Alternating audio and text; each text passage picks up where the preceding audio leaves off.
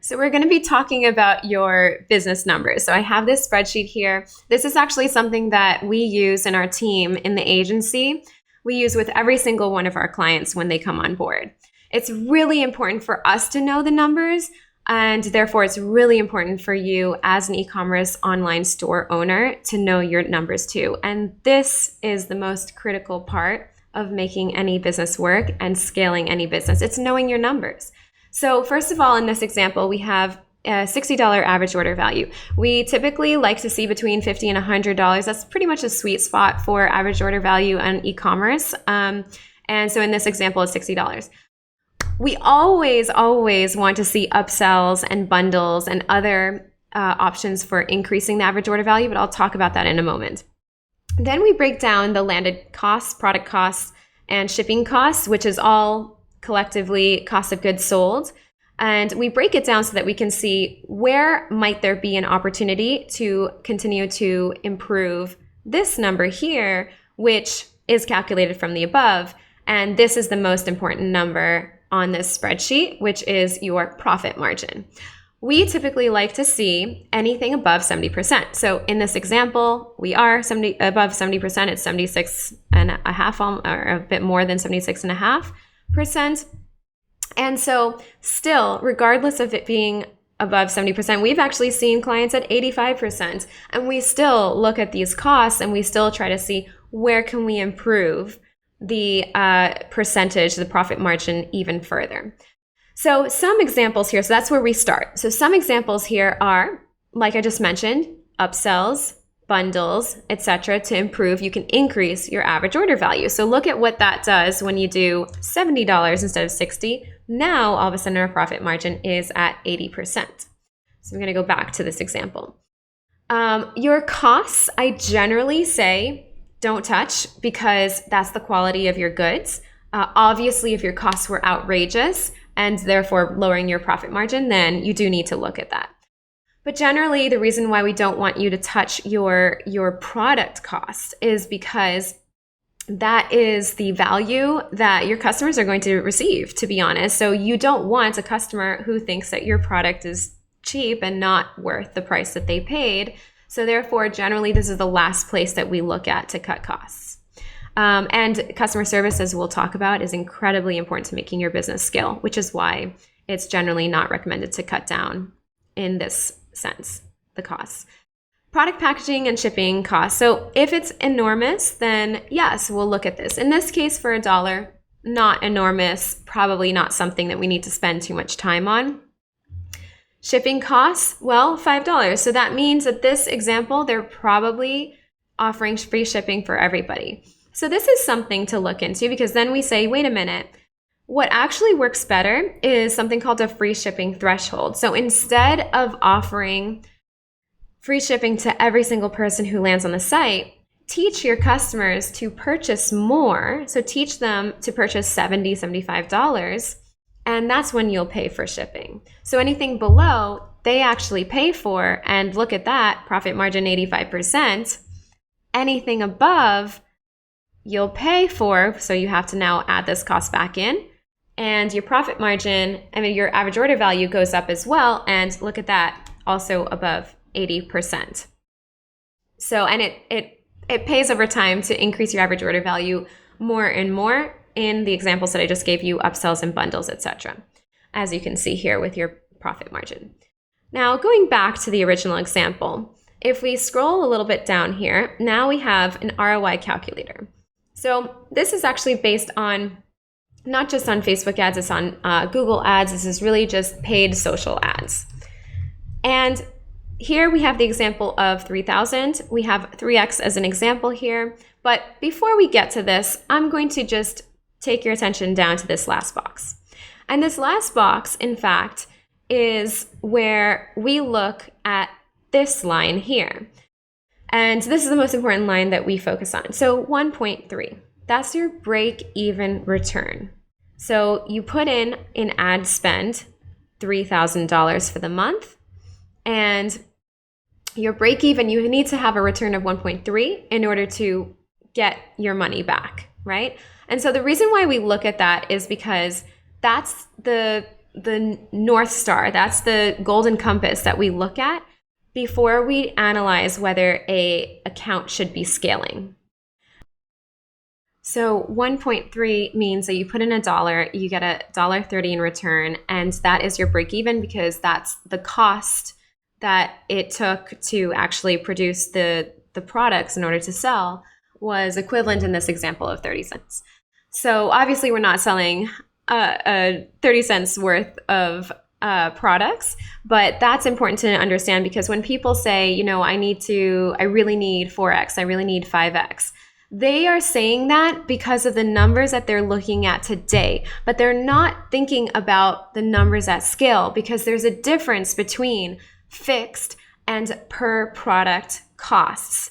We need to look at, when we look at when to scale you, we need to look at only the per product costs because the fixed costs don't change. The fixed costs stay the same because they're fixed. So therefore, it is critical to know when to scale and to know that you should actually be scaling a lot sooner.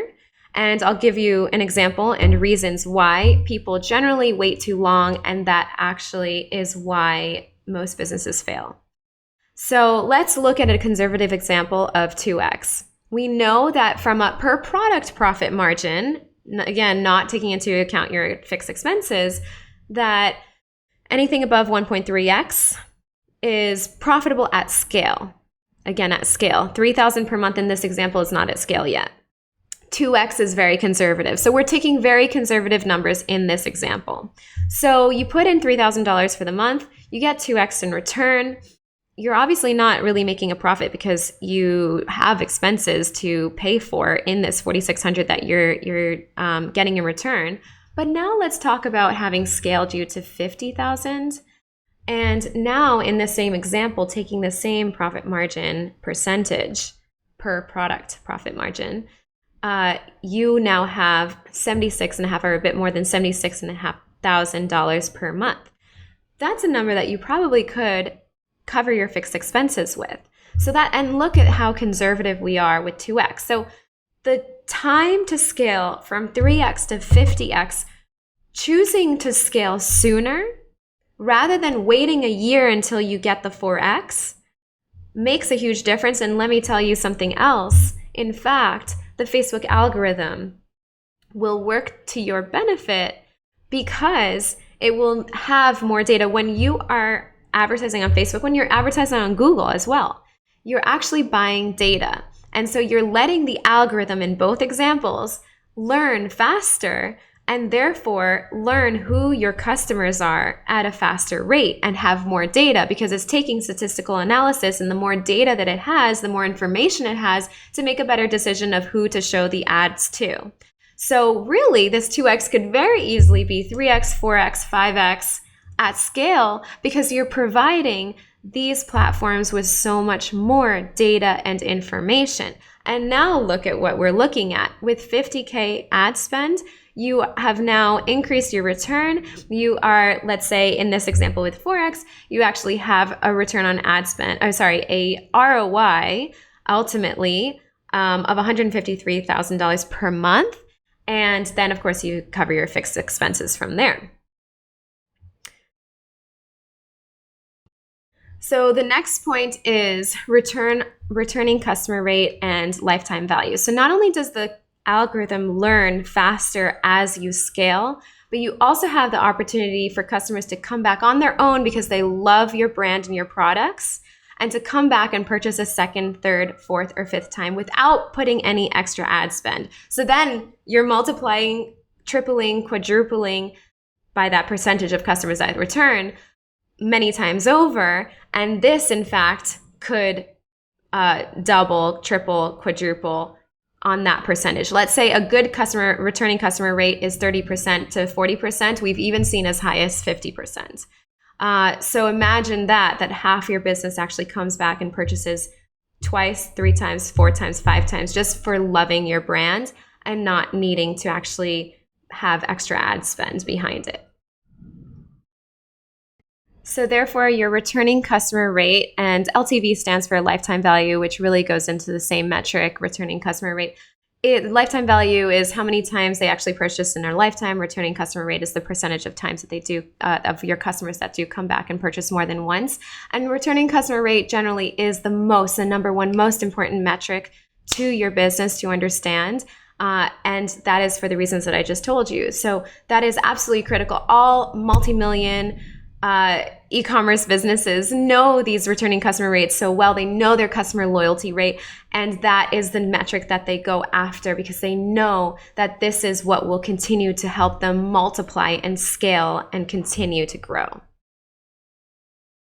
Also, as you scale, you're able to take advantage of something called economies of scale. So what does that mean is that as you scale, so at 50K per month, at 100K per month, for example, you're actually able to lower your costs because you're ordering higher quantities, so therefore you have lower minimum order quantities. So your economies of scale improve, so therefore maybe it costs you $7, maybe it costs you even lower, $6.50, and look at what that does for your profit margins. Now you're almost at 80% just by scaling and just by lowering these costs. You could also potentially be lowering the shipping costs as well and your packaging costs as well.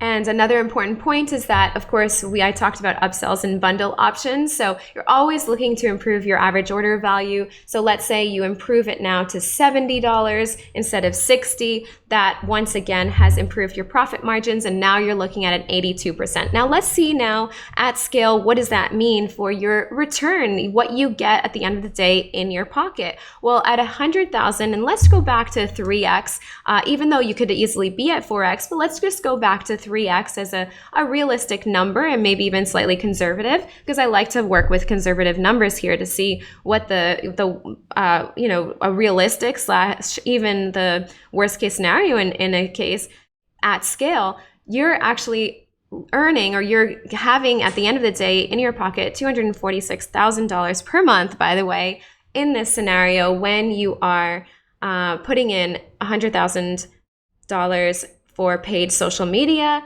ads, and at the end of the day with a profit margin of 82%, you're actually earning $246,000 per month.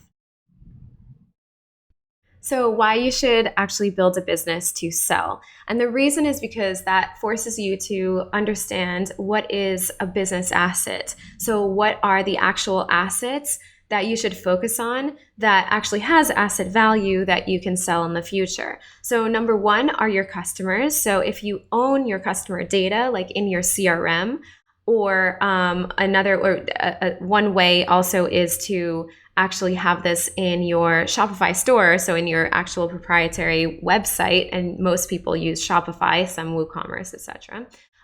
We recommend Shopify. Number two, we recommend WooCommerce, and we actually don't recommend the rest. And there are several points to that, but that's not what's going to be discussed in this video.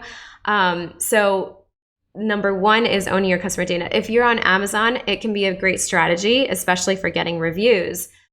However, there are many parts to making that work when you also have a website, which again, we can talk about in another video.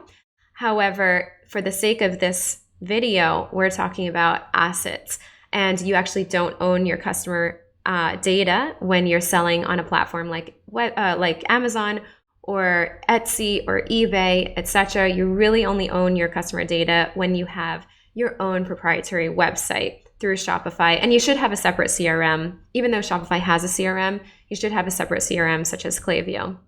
So that's number one. The second asset is actually your ads manager. So you need to own your advertising assets. And that spills into the last point, which is one of the biggest mistakes that marketing agencies make is that they actually create the advertising assets for you. So they create the advertising account, the pixel, they create the catalogs for you, even the Facebook page, and they have ownership over all of these assets, as well as Google account, merchant account, shopping account. I mean, it's incredible what we've seen, that most clients that come to us have had some agency in the past create the advertising assets and accounts and pixels for them, and that customer no longer owns that asset. What that means is when you scale a business to this point where it becomes potentially a multi-million-dollar business, like we have with, not 50,000, but I meant 500,000. When you scale it, now I'm doing 5 million. When you scale it to a multi-million-dollar business and you're earning 1.2 per month, you better own your assets. You better own your customer data. You better own your business assets, because this is a huge asset, more than $12 million company per month. It's an asset that you can sell. So imagine the multiple that you can sell from there. If it's 12 million run rate for the year of a company, then the multiple that you could sell an e-commerce business at could be 3 or 5x. And that is exactly the money that you could be losing. So multiply basically 12 times, 3 to 5x, and that's the money that you ultimately could be missing out on. That's huge, huge, all because you don't own your advertising assets. And why is it such an asset? Is because, again, you're buying data when you're advertising. So if somebody else owns that account, somebody else owns the growth of your company and where it could go. And people purchase your business because of where it can go. And that's why they purchase on a multiple. They don't purchase on today. They purchase on a multiple because it's the expected growth that this business will take based on the current trajectory. And if you don't own that growth because somebody else owns that asset, that advertising asset, that advertising agency is actually cheating you of millions of dollars. So that is extremely important to know. So that's number one.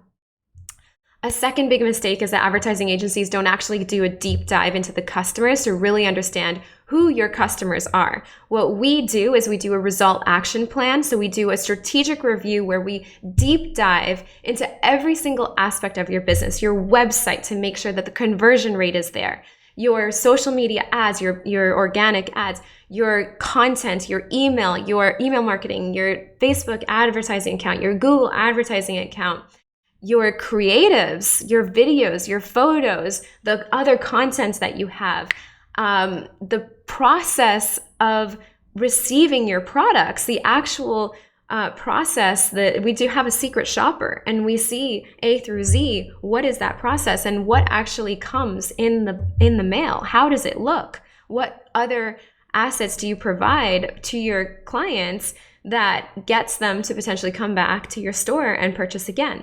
So all of these things, and on top of just understanding your customers and doing this deep dive review of your customers, because the only reason why people buy is if you actually resonate, if there's a message that they resonate with. And then the third part is making sure that all of that, that the message is consistent. So the way to make marketing work is to just have a consistent message throughout all of your channels. 99.9% of people are going to purchase online through one of three means: Facebook or Instagram, which I consider one, email, or Google. And that's why we actually control those three assets, and as well as the website has to convert at 3% or higher. That's our high standard, because the average is 1 to 2%.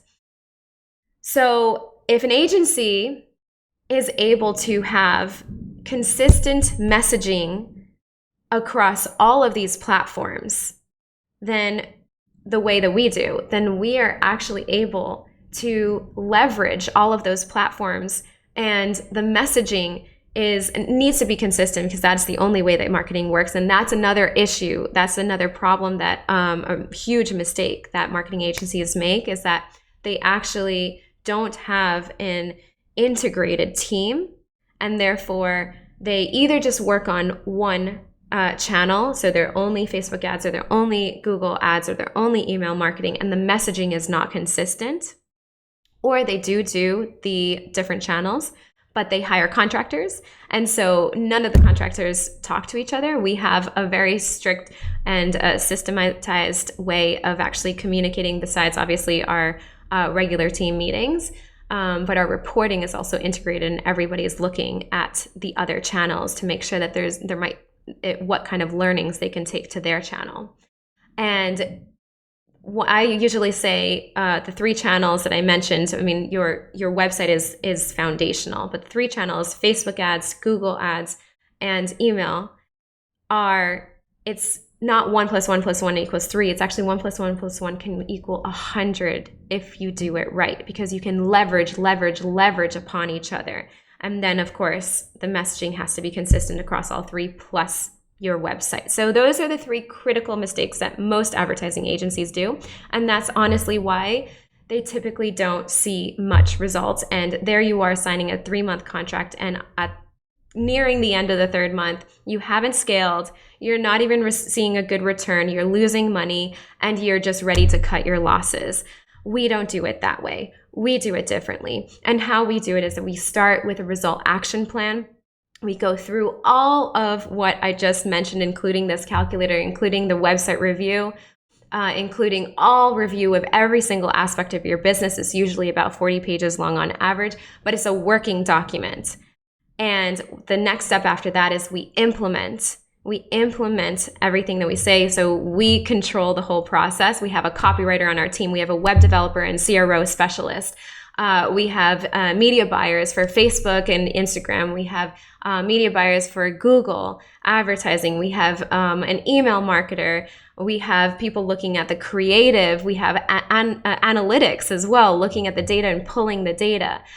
So all of these moving parts are incredibly important to making your e-commerce business work. And that's why we've actually seen clients scale to the multi-millions even per month.